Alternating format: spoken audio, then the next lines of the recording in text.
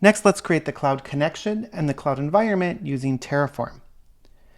Prior to running this video, we've already run the Terraform access module.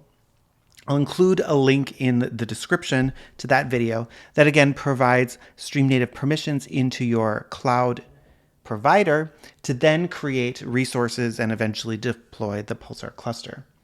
The cloud connection we're going to create here is going to then link your StreamNative org into your cloud provider.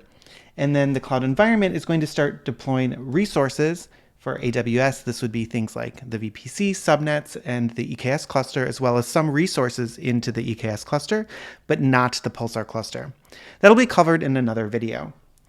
Here we'll be covering Terraform as a method of deploying the cloud connection in the cloud environment. SNCuddle is also another option in a separate video. And there is the UI as an option to do this as well.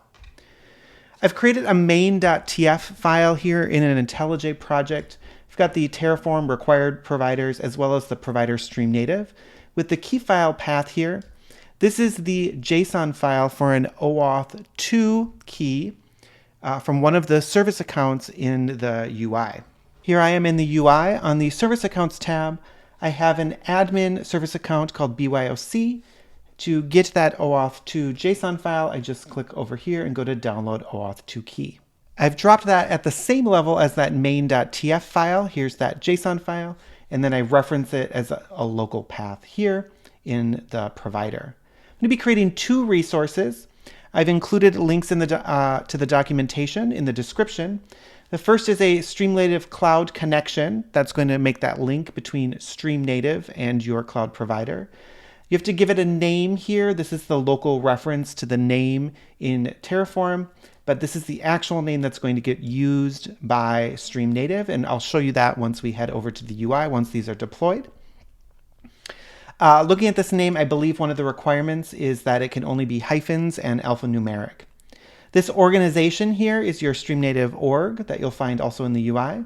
Here I'll be creating an AWS cloud connection, and then this is my account ID. The cloud environment I'm going to call US test. This is just the local name again for Terraform. The name is actually not specified anywhere here in the resource. It will be generated by StreamNative, and I will show you that in the UI once that gets generated. Again, the same StreamNative org.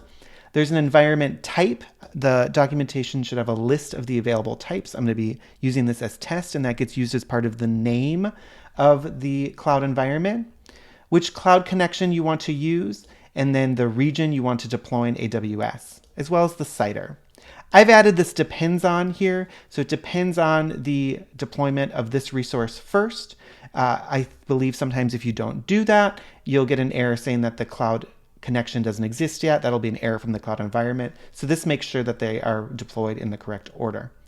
I've already done a Terraform init here. I'll just do it again. And then I can do a Terraform apply, and Terraform will reach out to StreamNative to tell it to then deploy the cloud connection and the cloud environment. It's going to say what it's going to try and create. If you agree with it, I'll say yes, and it's going to start that deployment process. It's going to first deploy the cloud connection, which should be very quick, and then it's going to start deploying the cloud environment, which can take over 40 minutes, maybe even 45 to 50. And I'll head over to the UI to show you what that process looks like. This isn't going to return here in Terraform until that deployment of the cloud environment is complete. Here in the UI, to take a look at the cloud connections and cloud environments, I'm going to go to the top right corner and go to Cloud Environments. If I click on Cloud Connections, you can see I have two. The one I just created using Terraform is called Shared AWS. And you can see that this cloud environment is used by that cloud connection. It's actually the one that's being created right now. If I go over to Cloud Environments, we'll be able to see that this one here that uses the shared AWS connection that we just created was this one. This is that name that was auto-generated. If I click on it, it'll go in here and show me the steps that are actually being done right now. But if I go back, you can also hover over the creating field here, and it'll say that it's deploying the DNS and the buckets. I'll show you what it looks like once this is complete. Only once it's complete can we then start deploying some of our Pulsar clusters, one or more, into this cloud environment. Once the Terraform module has completed deployment, you'll see here in IntelliJ that it returns apply complete, and our new cloud environment will now show as ready.